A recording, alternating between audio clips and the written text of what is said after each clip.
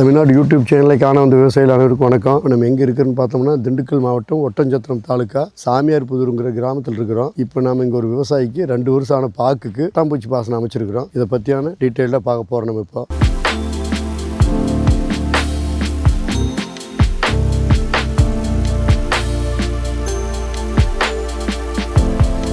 இந்த தோட்டம் பார்த்தீங்கன்னா மொத்தம் வந்து 7.5 ஏக்கரா. ரோடு வீடு இதெல்லாம் கழிச்சோம்னா ஒரு 1/2 ஏக்கரை போச்சு. 7 ஏக்கரா. 7 ஏக்கர் வந்து 6 அடிக்கு 6 அடிக்கு பாக்கு நடவு பண்ணியிருக்காங்க. பாக்கு நடவு பண்ணும்போது ஒரு ஆரம்பத்தில் சொட்டு நீர் பாசனம் தான் போட்டு நடவு பண்ணியிருந்தார். சுமார் 6000 மரத்துக்கு சொட்டு நீர் பாசனம் போட்டு தான் அமைச்சிருந்தார். இப்போ இதுக்கு வந்து ஒரு 2 வருஷம் ஆகிப்போச்சு. ஸோ இதுக்கு வந்து இரிகேஷன் வந்து பெட்டராக இருக்கணும், ப்ளஸ் வந்து மைக்ரோ கிளைமேட் வேணும் அப்படிங்கிறத யோசனை பண்ணி இதில் ஏற்கனவே 2 வருஷம் சொட்டு நீர் பாசனமாக இருந்துகிட்டு இருந்த பைப் லைனை பூரா ஒரு நல்ல பட்டாம்பூச்சி பாசனமாக மாற்றி அமைச்சிருக்கிறோம். செலவும் கம்மியாக எஃபெக்டிவாக இருக்கணும்னு. இப்போ இதில் அவருக்கு என்ன அனுபவங்கிறத விவசாயிட்டு நாம் கேட்டு தெரிஞ்சுக்குவோம். சொல்லுங்கள் ஐயா. என் பேர் அன்பழகன். நான் இந்த ஒட்டஞ்சத்திரம் பக்கத்தில் சாமியார் புதூரில் ஒரு 7.5 ஏக்கர் வாங்கி அதில் ஒரு பாக்கன்று போட்டிருக்கிறீங்க. சுத்துக்காலில் போகிற ஒரு 150-200 தென்னை மரம் போட்டிருக்கேன். நான் முதல்ல அந்த மைக்ரோ ட்ரிப்பர் போட்டிருந்தீங்க. அதில் தண்ணி வந்து போய் அடைச்சிக்குது. அதை நம்ம ஒரு 5700 5800 போய் செக் பண்ணுறதுங்கிறது இயலாத காரியமாக இருந்தது. அப்போ என்ன பண்ணலான்னு தேடும் பொழுது எனக்கு வந்து யூடியூப்பில் தேடிக்கிட்டே இருந்தேன், யார் இது பெட்டராக பண்ணுறாங்க, அடுத்து என்ன பண்ணலாங்க பொழுது காங்கேயத்தில் தமிழ்நாடு இரிகேஷன் பண்ணுறாரு மிஸ்டர் ராஜாமணி அவர்களோட வீடியோ பார்த்தேன். அது எனக்கு ரொம்ப பிடிச்சிருந்துச்சு. அவரை பார்த்தோன்னே எனக்கு பிடிச்சது, இது சரியாக வரும்னு தோணி அவர் கால் பண்ணி கேட்டேன். அவர் வந்து எல்லாம் இப்போ சுற்றி பார்த்துட்டு தாராளமாக பண்ணலாங்க அப்படின்ட்டு போனாங்க. பண்ண பின்னாடி பார்த்தீங்கன்னா இப்போ நம்ம ஒரு கன்று வச்சுருக்கோன்னா கண்ணுக்கிட்ட தண்ணி விழுகும் பொழுது என்ன ஆகுதுன்னா அந்த இடத்துல மட்டும் டெம்பரேச்சர் கம்மியாக இருக்கும். பக்கத்தில் பூமி பொழந்துருக்கும். சூட்டில் 40 டிகிரி செல்சியஸ் அடிக்கும் பொழுது இந்த தண்ணி விட்ட பிரயோஜனம் ஒரு நாளில் மாறிடுது. அதனால் இவங்க இரிகேஷன் இந்த ஸ்ப்ரிங்க்லர் செட்டப் கொண்டு வந்து பண்ணும் பொழுது எனக்கு வந்து காடு பூரா குழுன்னு இருக்குது, ஜம்முன்னு இருக்குங்க. இப்போ நம்ம பயிரெலாம் நல்லா இருக்குது. இந்த சருகுலாம் கருகுச்சு இந்த வெயில் தாங்காமல். இப்போ அது இல்லாமல் கன்று நல்லா இருக்குது. ஒரே ஒரு இது என்னட்டிங்கன்னா புல் கொஞ்சம் வளரும். ஆனால் புல் வளர்றது கூட எனக்கு சப்போர்ட்டாக இருக்குது. ஏன்னு கேட்டிங்கன்னா இந்த காட்டில் சூடு அடிக்காமல் ஈரப்பதத்தை தக்க வச்சுக்குது புல். எனக்கு இப்போ கொஞ்சம் நிம்மதியாக இருக்குங்க போட்ட பின்னாடி. வந்து பாக்கு பற்றி எல்லா விளக்கும் பாசனத்தை பற்றி எல்லா விளக்கம் சொன்னீங்க. சரிங்க. இப்போ வந்து நீங்கள் எல்லாரும் தென்னை மரம் போடும்போது நீங்கள் பார்க்க தேர்ந்ததுக்கு காரணம் என்ன? ஐயா, எனக்கு வந்து பாக்கு வைக்கணும் ஒரு ஆசையில் வந்தேன்.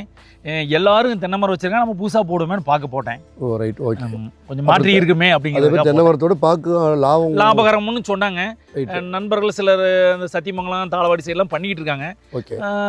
அந்த இதில் நானும் புதுசாக பண்ணலான்னு பண்ணேன். Right, okay. பாக்கு செலெக்ஷன் பண்ணி நல்ல கிராப்டை செலெக்ஷன் பண்ணியிருக்கீங்க. சரிங்க. இப்போ நீங்கள் எல்லோரும் வந்து பார்த்தாங்கன்னா வழக்கமாக வாழை போட்டு பாக்கு போடுவாங்க. சரிங்க. அதில் தென்னை போட்டு பாக்கு போடுவாங்க. நீங்கள் ஒரு வித்தியாசமாக அகத்தி போட்டு பாக்கு போட்டிருக்கீங்கன்னா அது காரணம் என்ன கேட்டிங்கன்னாங்க, எனக்கு வந்து வாழையை போட்டு அதை மெயின்டைன் பண்ணுறதுக்கு கொஞ்சம் ஆள் கூலி பிரச்சனை இருக்கிறதுனால அது பெருசாக எனக்கு விவசாயத்தை பற்றி எனக்கு அனுபவம் இல்லை. புதுசாக வந்து பண்ணுறதுனால எனக்கு அகத்தி போட்டிங்கன்னா நிறைய அந்த குப்பை விழுகும். அகத்தி வந்து பூமிக்கு நிறைய சத்துக்களை கொண்டு வந்து கொடுக்கறதுனால அகத்தி போட்டிருக்கீங்க. ரைட். ஆக்சுவலாக நீங்கள் அகத்தி செலெக்ஷன் பண்ணுறது ஒரு வேலை கரெக்டு தானே. இது காற்றுக்கு நைட்ரஜன் சத்தை எடுத்து கொடுக்கும். ஆமாங்க. மண்ணுக்கு சப்போர்ட் பண்ணும். இது உடுவுற இலதலை எல்லாமே மக்குங்க, காட்டுக்கு இப்போ சத்து கொடுக்கும். அப்போ நீங்கள் வாழையை செலக்ஷன் பண்ணி அதில் லாபம் வருது இல்லையோ அது உண்டு ரிஸ்க் கவரேஜ் கூடாது போதும். ஆமாம். அந்த வேர்லையில் நைட்ரஜன் முடிச்சிருக்கும், அதனால நம்ம கண்ணுக்கு சப்போர்ட் பண்ணுனாங்க. ரைட்டு. அதனால் அதை போட்டிருக்கீங்க. Right, okay.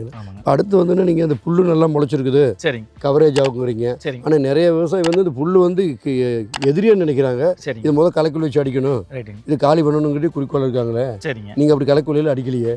களைக்குள்ளி அடிக்கலைங்க. களைக்குள்ளி அடித்தா மண்புழு பூரா செத்து போயிடும். நமக்கு இந்த புல் இருக்கிறதுனால என்ன ஆகுனா வெப்பத்தை தாங்குது. இப்போ அதாவது குளுமை இருந்துக்கிட்டே இருக்குது பூமி இல்லைங்க. நம்ம அது ஸ்ப்ரிங்க்லர் விடுறதுனால அதை நல்லா தக்க வச்சுக்குது. இப்போ 2 நாளைக்கு ஒரு தண்ணி விடுறத இந்த மாதிரி புல் இருக்கும்போது ஸ்ப்ரிங்க்லர் விடும்போது 4 நாளைக்கு ஒரு தண்ணியாக மாற்றலாம். ஏன்னா அந்த கீழே அந்த ஈரப்பதம் இருந்துக்கிட்டே இருக்குது. அதனால் புல் ஒன்றும் எதிரி கிடையாதுங்க. பூமி தன்னோட சூட்டத்தை தணிச்சுக்கிறதுக்கு தான் அந்த புல்லை கொண்டு வருது. வெக்கையிலிருந்து நேரடி தாக்கம் வராமல் இருக்குது தான் கொண்டு வருது. நம்ம அதில் எதிரியாக பார்த்தே பழகிட்டோம். அவ்வளோதாங்க.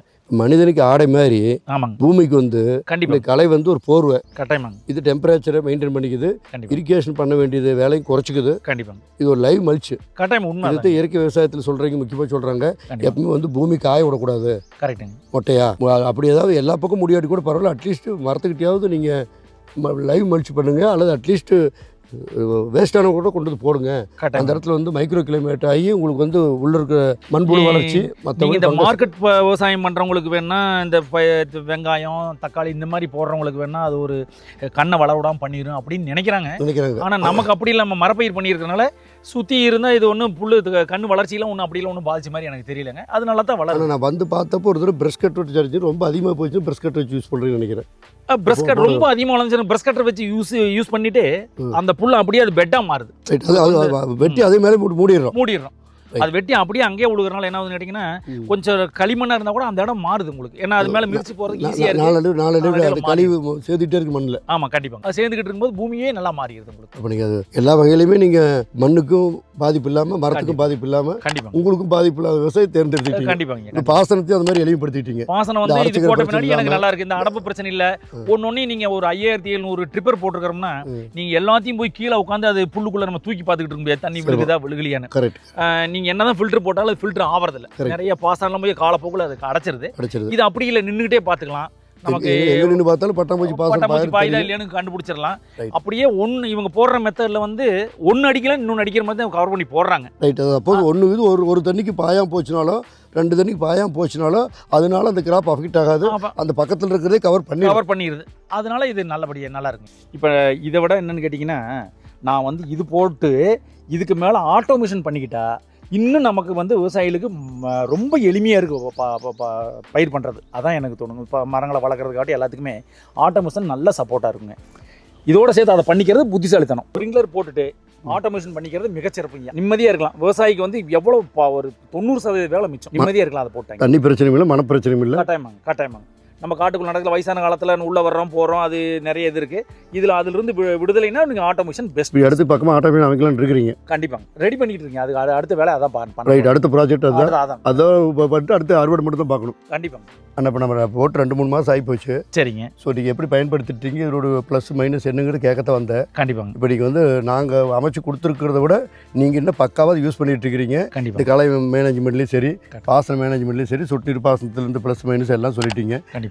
அதாவது நாங்கள் என்னதான் வந்து டிசைன் பண்ணி உங்களுக்கு போட்டு கொடுத்தாலும் அதை பயன்படுத்துகிற வாயிலிருந்து என்ன ப்ளஸோ மைனஸோ நாங்கள் போட்டதில் சில குறைகள் இருந்தாலோ அல்லது உங்களுக்கு பயன்படுத்துகிற சில குறைகள் இருந்தாலோ எல்லாமே நீங்கள் சொன்னீங்க. நீங்கள் சொன்னது உட்பட்டு எங்களுக்கு ரொம்ப மனசு சந்தோஷம். ரைட்டுங்க. நல்லபடியாக உங்களுக்கு பயன்படுத்திகிட்டு இருக்கிறதுல எங்களுக்கு ரொம்ப மற்றற்ற மகிழ்ச்சி. நன்றிங்க. நானும் நிம்மதியாக இருக்கீங்க. நன்றிங்க. நல்லது. வணக்கங்க. இதுவரை இந்த வீடியோவை கண்டுகளித்த நண்பர்கள் அனைவருக்கும் வணக்கம். மாதிரி உங்களுக்கு பாசன வசதி ஏதாவது அமைக்கணும்னா கீழே உள்ள நம்பரை தொடர்பு கொள்ளுங்க. அடுத்த வீடியோவில் இதோட சிறப்பான தகவலுடன் உங்களை சந்திக்கலாம். நன்றி, வணக்கம்.